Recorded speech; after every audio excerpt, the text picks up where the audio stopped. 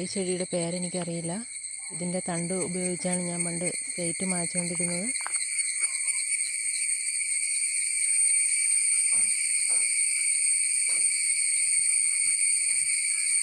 ഇതിൻ്റെ ഇടയിൽ കൂടി നിറയെ കാച്ചിലിൻ്റെ വള്ളി പടർന്ന് കിടക്കുന്നുണ്ട്.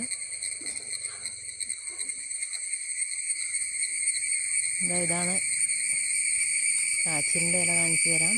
ഇത് വെറ്റിലയാണ്.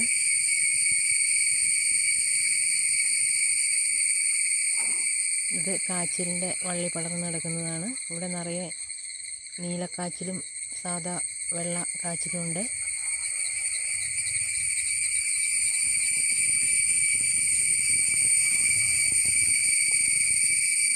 നിറച്ച് ചീവീടാണ് കേട്ടോ ഇവിടെ.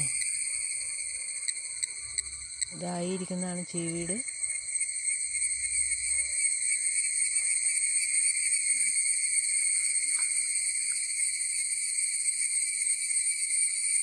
ഈ മരത്തിലും തൊട്ടപ്പുറത്തൊരു കശുമാവുണ്ട്. അതിലൊക്കെ നിറയെ ചീവീടാണ്.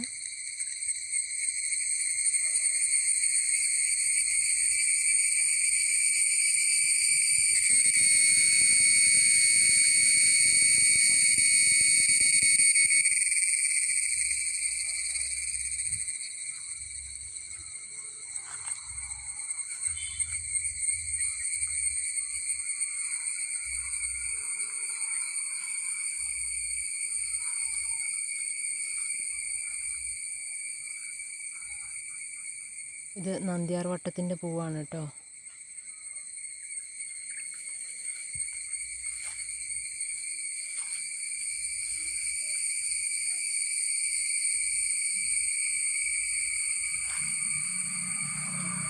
ഇത് മന്ദാരത്തിൻ്റെ പൂവാണ്.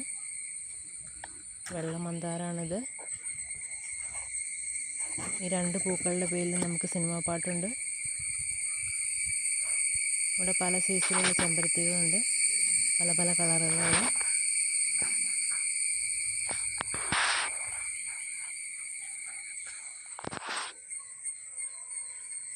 ഇത് ഇരുമ്പൻ പുളിമരമാണ്.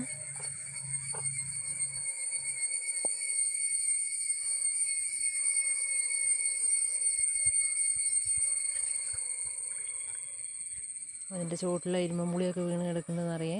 അതുകൊണ്ട് നിറയെ അട്ടകളുണ്ട്. അതായത് കറുത്ത തേരട്ടയാണ്.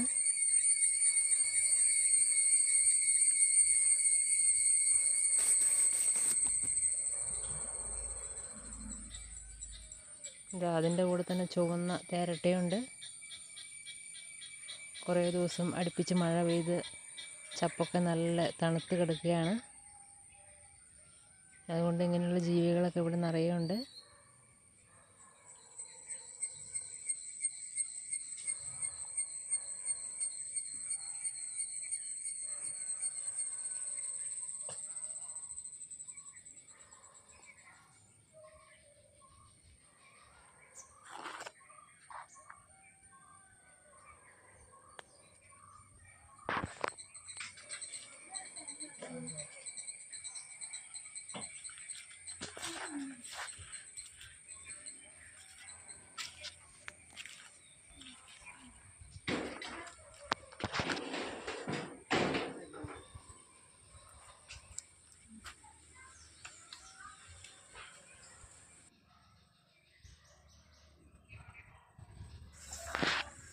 ചക്കയട ഉണ്ടാക്കാൻ വേണ്ടി കുറച്ച് എടനയില പറിക്കാൻ വേണ്ടി പോവുകയാണ്.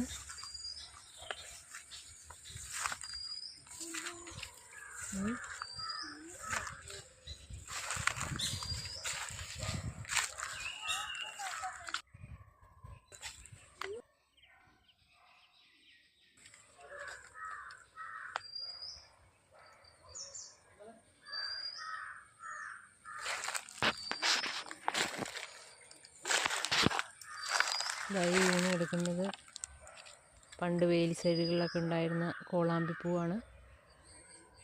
അപ്പോൾ അതിവിടെ ഒരു ആഞ്ഞിലയുണ്ട്. അതിൻ്റെ മുകളിലേക്ക് നിറയെ പടർന്ന് കയറിയിട്ട് അതിൻ്റെ മുകളിൽ നിന്ന് വീഴുന്നതാണ് മഞ്ഞ കോളാമ്പിപ്പൂ.